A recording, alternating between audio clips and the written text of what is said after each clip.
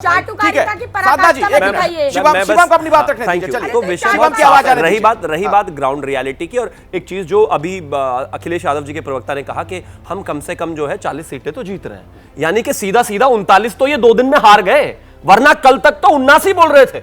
अखिलेश यादव का कहना था कि काशी की एक सीट है उस पर भी फाइट है, बाकी तो सारी जीत रहे हैं हम। इससे साफ पता चलता है कि भाई सब झूठ बोल रहे थे सफेद। अच्छे तरीके से आपके नेता भी जानते हैं, आपके प्रवक्ता भी जानते हैं कि हार बहुत बुरी होने वाली है। 2 दिन और बचे हुए हैं, जितना अपने आप को कंफर्ट करना है 295 कह कह के करते रहिए, इससे कोई लाभ नहीं है। और रही बात मुद्दों की, मैं मानता हूं जो मुद्दे यहां पर बैठकर इस समय साधना जी बोल रही है या फिर आशुतोष जी बोल रहे हैं, इनके नेताओं ने दिन रात वही बोला है। लेकिन क्या जनता ने इनकी बात सुनी? नहीं सुनी। नहीं, क्यों नहीं सुनी? क्योंकि इनके जो नेता हैं उनकी बातों पर कोई विश्वास नहीं कर रहा आज के समय में। भाई इस देश में दुनिया में सिर्फ एक ही ब्रांड चल रहा है और वो है मोदी ब्रांड। बात खत्म। आप कितना भी चीखते चिल्लाते रहिए, उससे कोई असर नहीं हो रहा है। मतलब बंद विंडो में भी बोल रही थी बहन, आप देख रहे हैं अग्रेशन, देख रहे हैं। इतनी मेहनत चुनाव में कर लिए होते कुछ मिल जाता। अच्छा, मुझे एक बात बताइए साधना जी, आप भी परमात्मा के पैगंबर बन गए। साधना जी सुन तो लीजिए, सवाल तो सुनिए। अब भगवान और परमात्मा सब याद आ जाएगा, चुनाव में पहले याद नहीं आया इनको। एक बार मुद्दे पर आते हैं। साधना जी, मेरा सवाल सुन लीजिए। मैं बचपन सुनिए साधना जी, सवाल तो सुन लीजिए। मुझे सवाल पूछने का तो मौका दीजिए। सवाल तो सुन लीजिए। एक मिनट शिवम जी, एक मिनट। हाँ, मेरा सवाल ये है, मैं अगर मगर में ही बात कर रहा हूं अभी, क्योंकि अभी नतीजे वाकई नहीं आए हैं। ये एग्जिट पोल है, एग्जिट पोल ही नतीजे में तब्दील हो गया। तो क्या लीडरशिप को लेकर फिर सवाल खड़े नहीं होंगे? जो लीडरशिप आपके पास है, खड़गे जी का रिजाइन करा देंगे। पहली बात एग्जिट पोल बनाया इसलिए था ताकि रिजाइन देने के लिए कोई जिम्मेदारी क्लेम करने के लिए होना चाहिए यहाँ पर। बार अब बीच में मत बोलो, अब बीच में मत। खड़गे जी का रिजाइन हो जाएगा। बार कह रहे हैं भगवान। अरे आध्यात्मिक प्रवचन बचपन से कर रही हूँ, तुम्हारे सर्टिफिकेट की आवश्यकता नहीं है साधना भारती को प्रवचन करने के लिए और भगवान की बात करने के लिए। आप अपने आप को स्वघोषित परमात्मा बताएंगे, आप भगवान जगन्नाथ को मोदी का भक्त बताएंगे। जनता मानती नहीं आपको, जनता एक्सेप्ट नहीं करती, जनता आपके मुद्दे नहीं मानती और उसके बावजूद शिवम जी बताना पड़ेगा आपको। बताइए जिम्मेदारी कौन लेगा हार की? बताइए कौन लेगा जिम्मेदारी? बताइए आप जरा। बता रही हूँ ना, सुनिए। नहीं, कब बताएंगे कौन लेगा जिम्मेदारी? राहुल गांधी जिम्मेदार है कि नहीं है? अरे चाटुकारिता नहीं बताइए, चाटुकारिता की पराकाष्ठा बताइए। आपने मोदी का भक्त जिम्मेदारी लेंगे उनको।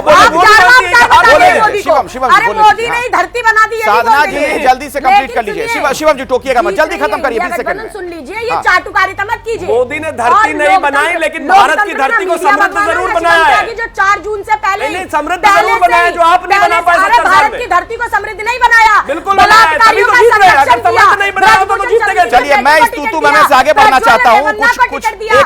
कुछ ऐसी बहस करें जिससे कुछ बातें निकलकर सामने आए। फ्रूटफुल डिस्कशन होनी चाहिए। 1 मिनट साधना जी चलिए ठीक है। मैं अब राजनीतिक मेहमानों से थोड़ा आगे बढ़ता हूँ, आता हूँ आपके पास भी माधव जी। लेकिन बद्री नारायण जी, क्या ये लीडरशिप की भी परीक्षा नहीं होने जा रही जो नतीजा होगा? बिल्कुल, अगर ये एग्जिट पोल सही होता है अखिलेश जी, तो ये बहुत बड़ी समस्या खड़ी होगी, बहुत बड़ा प्रश्न खड़ा होगा इंडिया के गठबंधन और कांग्रेस के अपने नेतृत्व के सामने। और जो प्रश्न खड़ा होगा वो नेता पर नहीं खड़ा होगा, पूरे स्ट्रेटेजी विमर्श के स्ट्रेटजी पर खड़ा होगा कि आपने कौन से इशू को मुद्दा बनाया, किसको आप सोच रहे हैं। अभी भी कह रहे हैं संविधान बचाने की लड़ाई पॉपुलर एजेंडा बन चुकी थी, जातीय जनगणना का इशू पॉपुलर एजेंडा बन चुकी थी। तो ये सारे प्रश्न इस बार चुनाव के बाद ये तय होंगे, इस रिजल्ट के आने के बाद।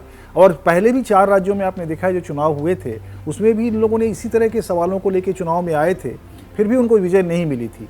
फिर से इनको रीथिंक करना पड़ेगा कि विमर्श की स्ट्रेटेजी क्या होगी, राजनीति किस दिशा में इनकी जाएगी। प्रश्न भले ही सही हो, लेकिन प्रश्न को किस तरह से ले जाना है वो भी बड़ा इशू होता है चुनावों में। तो मुझे लगता है कि अपनी आत्ममंथन, यानी कांग्रेस के लिए बहुत आत्ममंथन का फेज होगा अगर ये परिणाम सही होता है। कांग्रेस के लिए आत्ममंथन का फेज होगा। और माधव आनंद जी, सवाल ये भी खड़ा होगा, देखिए महंगाई, बेरोजगारी जैसे जो मुद्दे हैं वो हकीकत है, उसको कोई खारिज नहीं कर सकता कि मुद्दा नहीं है। लेकिन फिर भी बीजेपी अगर इस तरीके से प्रचंड जीत की तरफ बढ़ रही है, तब तो फिर ये कहा जाएगा कि ये लीडर्स का चुनाव था, मुद्दों का चुनाव था नहीं। देखिए अखिलेश जी, आदरणीय प्रधानमंत्री जी के 2 कार्यकाल में जितने काम हुए हैं देश में, तो जिस तरह के विकास हुए हैं, देश की मान सम्मान प्रतिष्ठा जिस तरह अंतर्राष्ट्रीय स्तर पे बढ़ा है, तो भारतवर्ष की जनता बहुत जागरूक है। जहां एक तरफ राहुल बाबा है, राहुल बाबा को क्या ज्ञान है भारत के इतिहास, भारत की राजनीति, भारत के भूगोल, भारत का जैसे एग्रीकल्चर, कुछ क्या ज्ञान है सबको पता है। तो जहां देखिए परीक्षा होती है कि आप मेरे सामने कौन नेता है और उनके सामने कौन नेता है। हम लोग के सामने एक ऐसे नेता है जिनकी क्रेडिबिलिटी है, जो कहते हैं वो करके दिखाते हैं, और बहुत सारा ऐसा भी काम उन्होंने किया है जो उन्होंने नहीं भी कहा था, जो देश हित में उनको उचित लगा। तो निश्चित रूप से भारतवर्ष की जनता, और मैं तो पहले से ही कह रहा था कि देश हित में यह जरूरी था कि 2024 में मोदी जी तीसरी बार देश के प्रधानमंत्री बने, क्योंकि बहुत सारे ऐसे काम हैं जो क्रोनिक समस्याएं देश में कांग्रेस ने विरासत में दिया था, जो इस तरह के लाइलाज बीमारी बना दिया था, कुछ ऐसे इश्यूज थे भारत में, उन सबको दूर करने का काम आदरणीय प्रधानमंत्री श्री नरेंद्र मोदी जी ने किया है। और मैं कहता हूं 4 तारीख को जितने विपक्ष के नेता हैं सबको चश्मे का पावर बदलना पड़ेगा, क्योंकि जिस चश्मे से ये लोग, चलिए चश्मे का पावर किसको बदलना पड़ेगा 4 तारीख को पता चल जाएगा।